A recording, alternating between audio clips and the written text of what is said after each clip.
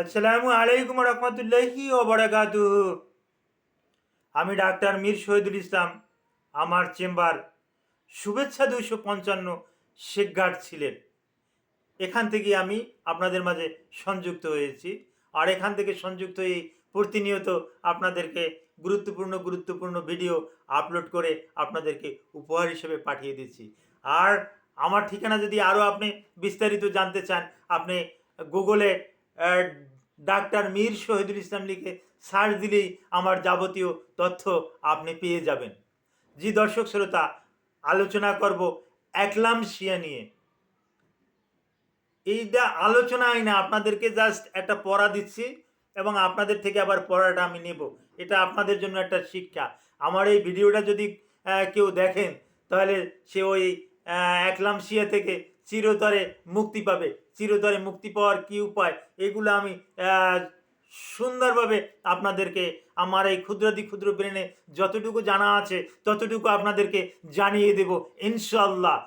তো একলামশিয়া কি? What is একলামশিয়া? একলামশিয়া এটা একটা মেডিকেল টার্ম। এটা মা বোনদের হয়ে থাকে। তাও কখন হয়? গর্ভ অবস্থায় হয়। গর্ভ অবস্থা ছাড়া কিন্তু একলামশিয়া হয় না। এটার বাংলা অর্থ খিঁচুনি।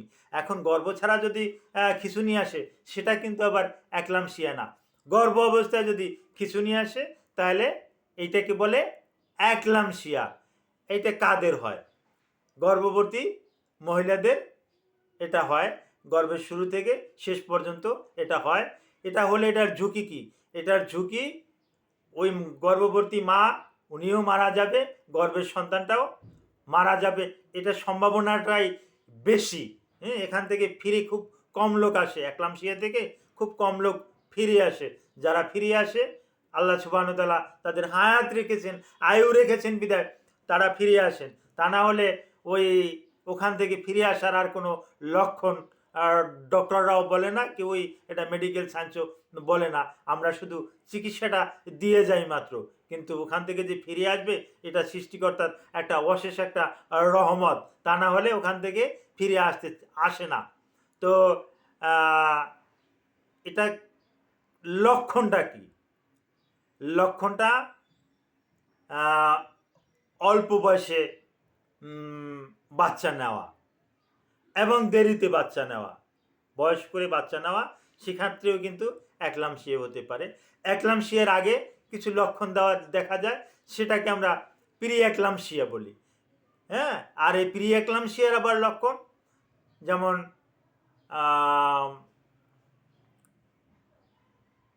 সমস্ত শরীরে একটা ব্যথা থাকবে, বমি বমি ভাব হবে, বমি হবে। আর প্রধান কারণ তিনটা।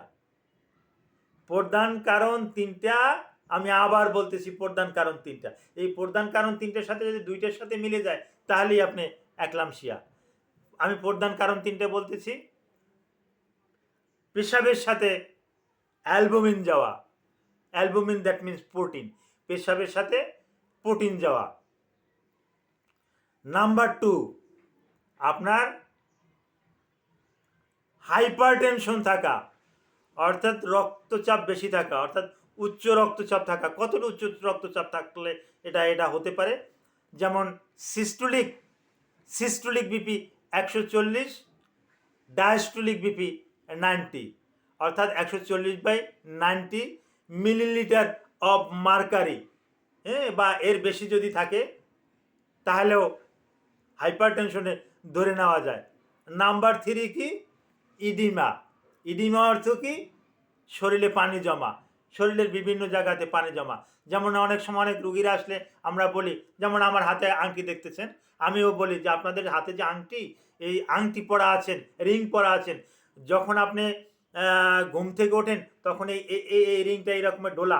যেমন আমি এখন এটা রিংটা আমি এই বিপরীত করে দিলাম, আবার এই বিপরীত থেকে আবার বিপরীত করে দিলাম। হ্যাঁ, এটা ঢোলা, যার পরিপ্রেক্ষিতে আমি এটাই বিপরীত বিপরীত বিপরীত করতে পারি।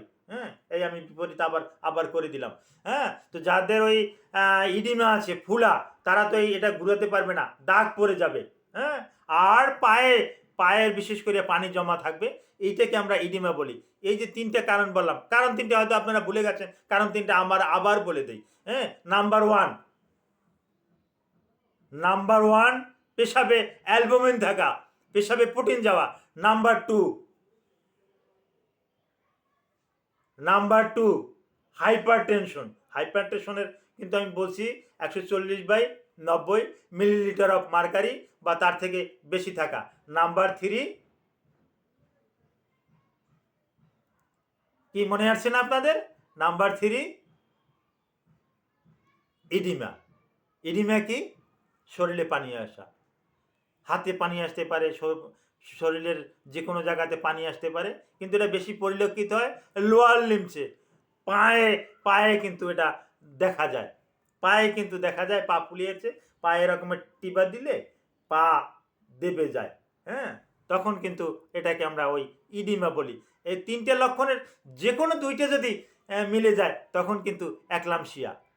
আর এই প্রিএক্লামশিয়া। আর এই প্রিএক্লামশিয়ার সাথে যদি খিঁচুনি থাকে তাহলে কিন্তু একলামশিয়া। আর একলামশিয়া হলেই রুগী অজ্ঞান হয়ে যায়, তখন রুগীর আর হুঁশ থাকে না, আর রুগী তীরের মতন, মানে টিটেনাস ধনুষ্টঙ্কারের মতন বাঁকা হয়ে যায়, একেবারে বাঁকা হয়ে যায়। আমরা তো নিয়মিত এগুলো দেখি, যার পরিপ্রেক্ষিতে আপনারা দেখেন না, আপনারা বুঝবেন কিভাবে? হ্যাঁ, ধনুষ্টঙ্কারের মতন বাঁকা হয়ে যায়, একদম বাঁকা হয়ে যায়। এই মতো অবস্থায় আমরা তাৎক্ষণিকভাবে বলি যে যেভাবেই হোক গর্ভের সন্তানটাকে তাৎক্ষণিকভাবে বাহির করা হোক। হ্যাঁ, সে নর্মাল ডেলিভারি হোক আর সিজারিয়ান ডেলিভারি হোক, যেভাবেই হোক ওটাকে বাহির করতে হবে। এটা আর সময় 7 মাস হোক 8 মাস হোক, ওটা আর রাখা যাবে না। এটা আমরা সাজেশন দিয়ে থাকি। আর এখান থেকে পরিত্রাণের কিছু উপায় আছে। নিয়মিত রুগীকে বলি আমাদের চেম্বারে আসবেন, আমাদের সাথে যোগাযোগ রাখবেন। আমরা আপনার ওয়েটটা মেপে দেখব, আপনার বিপিটা মেপে দেখব, ব্লাড প্রেশারটা কতটুকু আছে। যদি ব্লাড প্রেশার হাই থাকে তাহলে আপনাকে অ্যান্টি হাইপারটেনসিভ একটা ড্রাগ দেব, আপনি ভালো থাকবেন। আপনার যদি টেন্ডেন্সি অফ ভমিটিং যদি হয়ে থাকে তাহলে অ্যান্টি ইমিটিক কিছু ড্রাগ দিয়ে দেই। অ্যান্টি ইমিটিক ড্রাগ দিলে আপনার আর এই সমস্যাটা আর থাকছে না। আর আরও কিছু কিছু সমস্যা হতে পারে, যেমন ওই মাথা ঝিমঝিম করা, চোখে ঝাপসা দেখা। আর একবার যদি একলামশিয়া হয়েই যায় তাহলে সেখান থেকে ফিরে আসলেও তার আরও অনেক জটিলতা থাকে। পরবর্তীতে আবার একলামশিয়া হওয়ার গর্ভধারণের পর আবার একটা একলামশিয়ার একটা চান্স থেকে যায়। আর এটা কাদের বেশি হয়? হ্যাঁ, এটার কারণ কিন্তু এখন পর্যন্ত খুঁজে পাওয়া যায়নি। তারপরও আমরা একটা ধারণা করে রোগীদেরকে বলি যে পূর্বের যদি হিস্টোরি থাকে, খালা, মা, এদের যদি একলামশিয়ার লক্ষণ থাকে তাহলে কিন্তু তার সন্তানের উপর একটা, পরে বিশেষ করে মেয়ে সন্তানের উপরে কিন্তু এরকম একটা চান্স কিন্তু থেকে যায়। বা ফার্স্ট টাইমস্টার প্রেগনেন্সিতে যদি একলামশিয়া থাকে, সেকেন্ড টাইমস্টারেও কিন্তু এটা হওয়ার একটা চান্স থেকে যায় এবং হয়ও। হ্যাঁ, তো এটা হলে করণীয় কি? এটা হলে কোনো রকমের, এটা তো বাড়িতে চিকিৎসা করা কল্পনাই করা যায় না।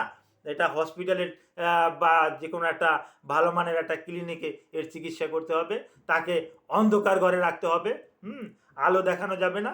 আর তাকে বিশেষ করে আমরা যেটা দিয়ে থাকি, হ্যাঁ, ক্লোরপ্রোমাজিন 150 এরকমের ইনজেক্টেবল পাওয়া যায়। এই ক্লোরপ্রোমাজিন, হ্যাঁ, ইনজেকশন, এগুলো দিয়ে থাকি।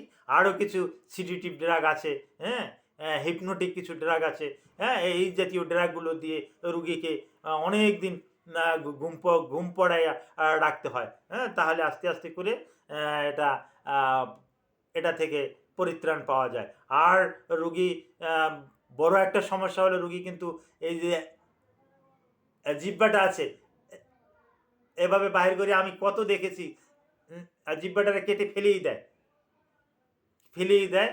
ওই সমস্ত রুগী বেশিরভাগই বাঁচেও না, জিহ্বাটাকে ফেলে দেয়, বা বেঁচে গেলেও দেখা যায় তার জিহ্বার কিছু অংশ নাই। হ্যাঁ, তো তাদেরকে ওই শক্ত কোনো লোহা ধাতব পদার্থ দিয়ে, চামচ দিয়ে, হ্যাঁ, এই দাঁত ফাঁক করে, যে লগ অফ জ, হ্যাঁ, এটার দাঁত ফাঁক করে তারপর আসে জিহ্বাটা ভিতরে শেপে রাখা হয়। তা না হলে জিহ্বাটা কিন্তু দাঁত দিয়ে কেটে ফেলে দেয়। Thank you all.